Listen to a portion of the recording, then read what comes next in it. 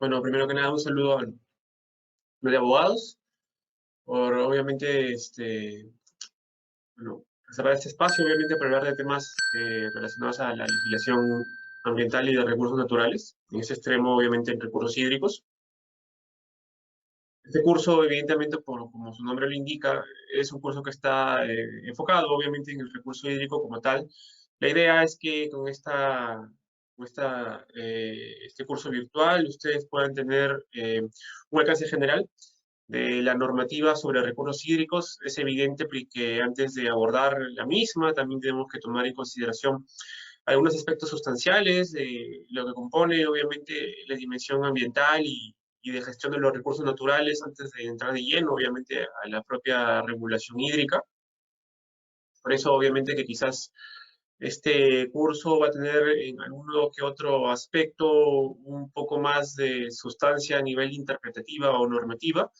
Sin embargo, obviamente entendemos de que no todos los oyentes son afines al tema jurídico, por lo que vamos a abordarlo de la manera más sucinta y sobre todo sencilla posible. Igual la idea es que ciertamente se lleven un poco de ambos lados, tanto de la parte pues un poco más legal, pero también abordamos un poco más también la parte de gestión. En esa línea, evidentemente, pues el curso como tal está dividido en 4 grandes bloques, módulos también, como desean ustedes denominarlo. En este primer módulo vamos a abordar un poco, obviamente, de lo que es la parte histórica, un poco del tratamiento de el agua como tal, es el tratamiento en sí que se da a esto, simplemente es un recurso natural. Es igual que todos los recursos naturales, tienen el mismo tratamiento o en su defecto, por su quizás implicancia particular, hay una bifurcación en justamente la forma en cómo se regula y se debe mirar, ¿no?, el recurso hídrico. Bueno, eso lo vamos a ver. Finalmente vamos a hablar un poco de los instrumentos de planificación, que, bueno, sí también son importantes. Ya cuando ahondemos un poco más en la gestión del recurso hídrico, entenderán un poco por qué se materializa esto y su importancia. Obviamente hay 3 módulos más. El siguiente módulo vamos a hablar ya de lleno a cómo acceder al recurso, es decir, todos los derechos de acceso al recurso hídrico como tal, los títulos habilitantes, entre otros procedimientos específicos relacionados a los mismos. El módulo 3 vamos a abordar también un poco de lo que corresponde a las organizaciones de usuario de aguas, ¿no? También la normativa, que, bueno, también recientemente ha habido un cambio normativo relacionado a ello, lo vamos a comentar. Y finalmente, pues en el módulo número 4 vamos a abordar un poco más de cómo la legislación se desarrolla a efectos de hacer cumplir toda la regulación que habríamos abordado ya hasta ese momento.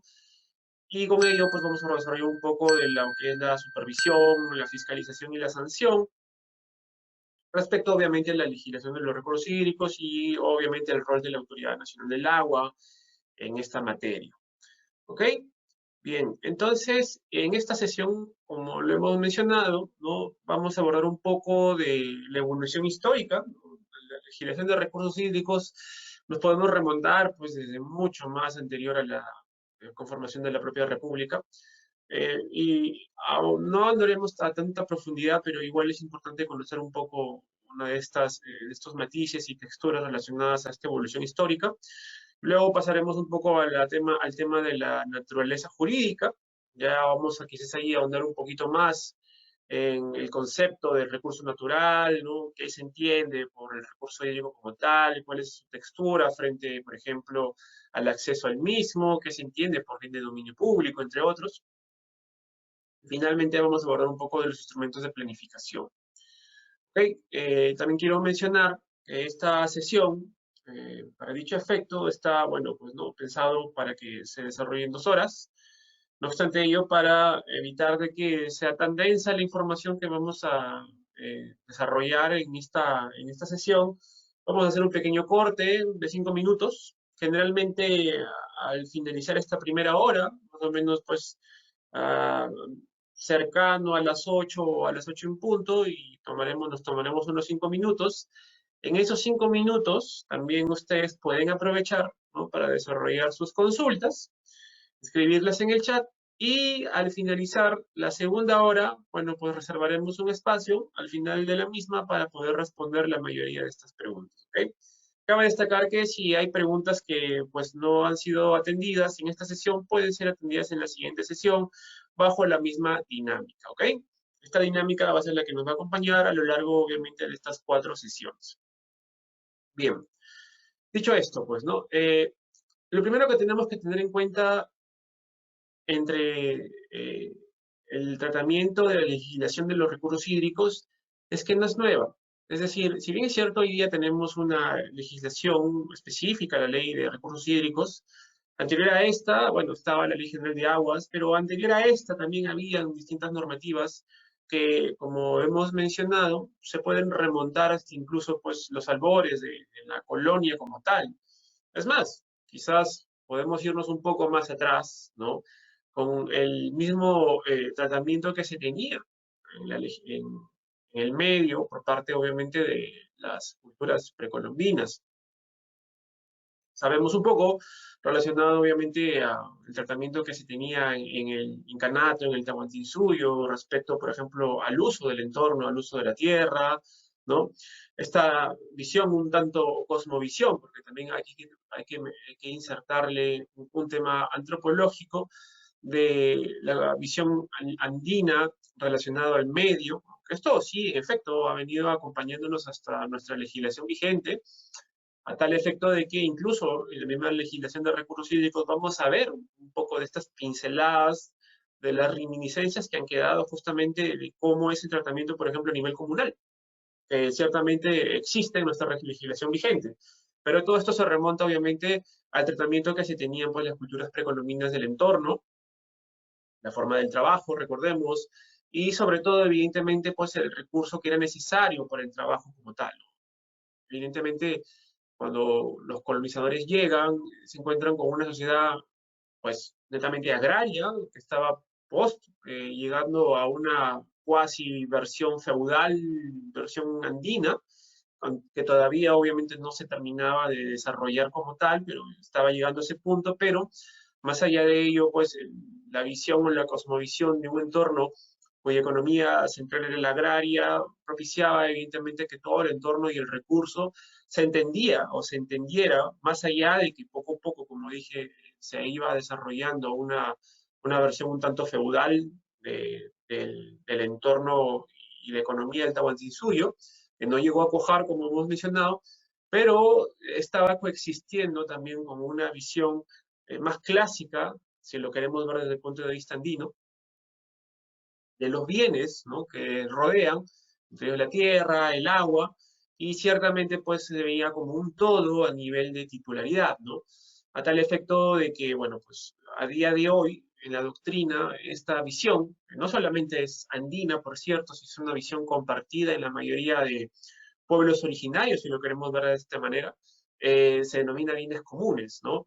Y sobre los bienes comunes también quizás vamos a reservarnos un pequeño espacio para hablar de ello cuando ya abordemos la naturaleza jurídica del agua, pero es importante pues tomar en consideración cuál es la base, ¿no?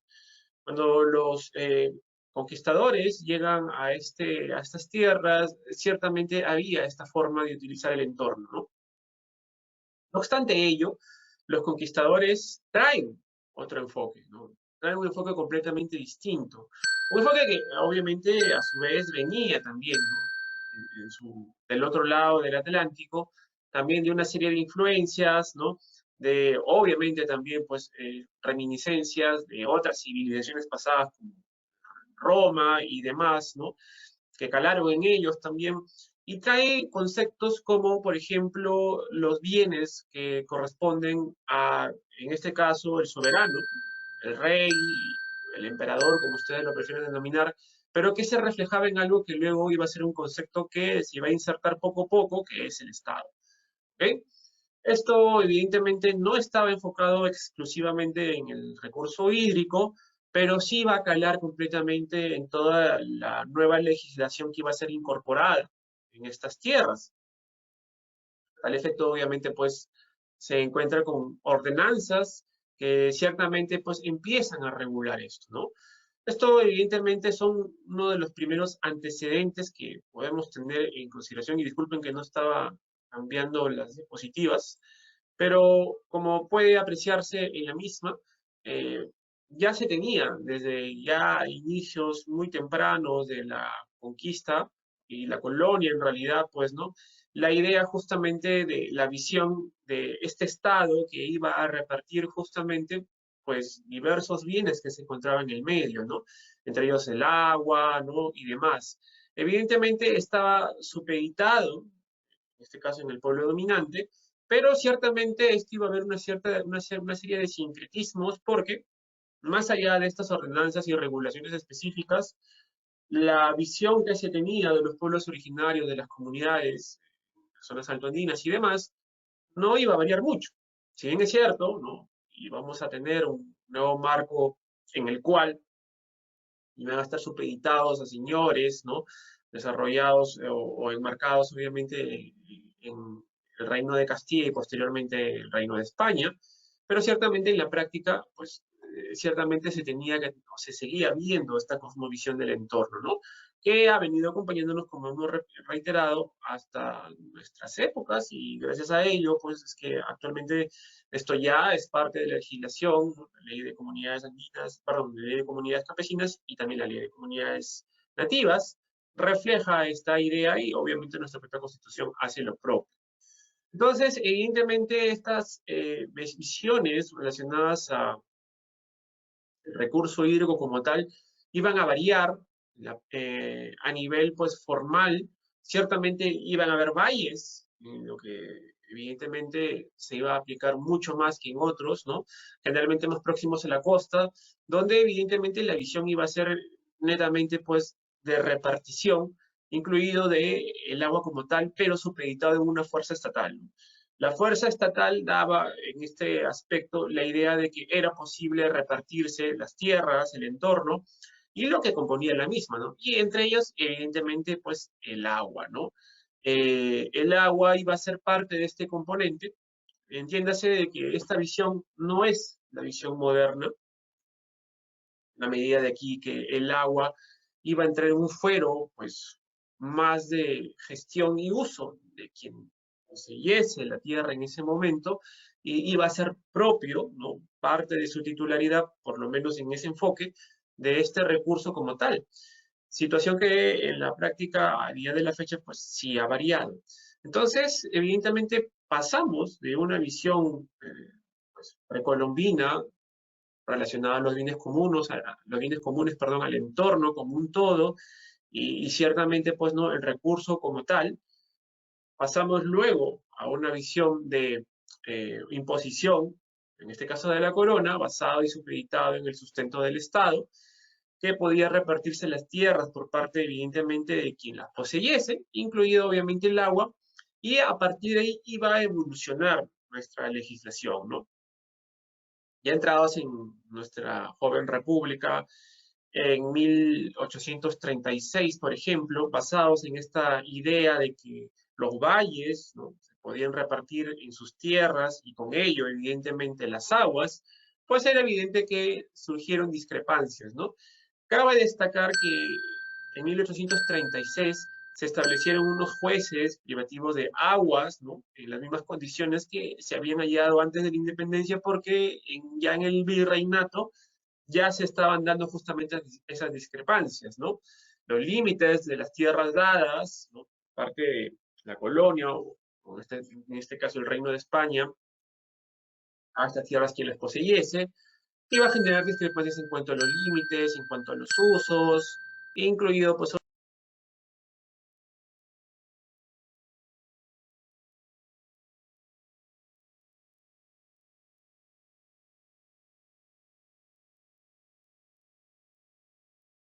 1936 se crean justamente estos jueces a efectos de poder resolver las controversias en materia hídrica. En 1855, por ejemplo, también se establece, ¿no?, una bipartición a nivel de jurisdicción de estos jueces, a nivel obviamente de primera instancia, entendiéndose ya, ¿no?, como se iba desarrollando el acceso a la tutela efectiva a nivel, obviamente, de los derechos, de resguardo de los derechos, que podía tener, obviamente, una doble instancia a nivel justamente de, pues, ratificar o no lo decidido en la primera.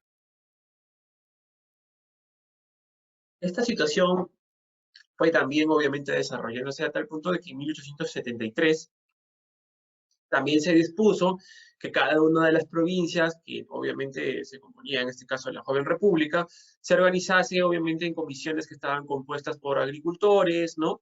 Y jueces de primera instancia, sindicatos municipales, relacionados en este efecto para el tema obviamente de la distribución del recurso hídrico. Si lo queremos ver de esta manera, pues esto puede ser uno de los primeros antecedentes del marco de gobernanza que tenemos hoy en día, y no solamente me refiero a los consejos de cuenca, sino también todo el Sistema Nacional de Gestión de los Recursos Hídricos con todos los espacios de gobernanza que evidentemente tienen una dimensión territorial bajo ese alcance. Entonces, pues podemos decir que 1873 fue uno de los primeros antecedentes de estos espacios de gobernanza, ¿no? No obstante ello, a pesar de que teníamos, como habíamos mencionado, regulación que había sido heredada de la colonia, ¿no? El virreinato como tal, y posterior a ello se fue desarrollándose fueros para resolver controversias. En 1902 fue uno de los primeros hitos donde se puede tener, en primer término, pues una legislación codificada en materia de recursos hídricos, ¿no? Se denominó en aquel entonces, pues, ¿no?, el famoso Código de Aguas. Ese Código de Aguas fue la primera legislación específica a nivel sistematizada de los recursos hídricos que iba a ser incorporada a nuestro marco normativo peruano. Cabe destacar, evidentemente, que el Código de Aguas regió hasta 1969 porque luego de esto iba a ser reemplazada por la famosa Ley General de Aguas, que a su vez ha sido reemplazada por lo que ya sabemos, la Ley de Recursos Hídricos. ¿Ok? Esta sucesión entonces nos ayuda primero a entender de que la legislación hídrica, si lo queremos denominar así, no es nueva en cuanto, por ejemplo, las formas, el acceso. Sí han habido cambios sustanciales en cuanto al acceso, es correcto, pero por ejemplo a nivel de autoridad de las famosas, las triples A's o las alas, ¿no?, han tenido antes unas variantes que estaban también enfocados a nivel territorial y, por qué no decirlo, a nivel de cuenca.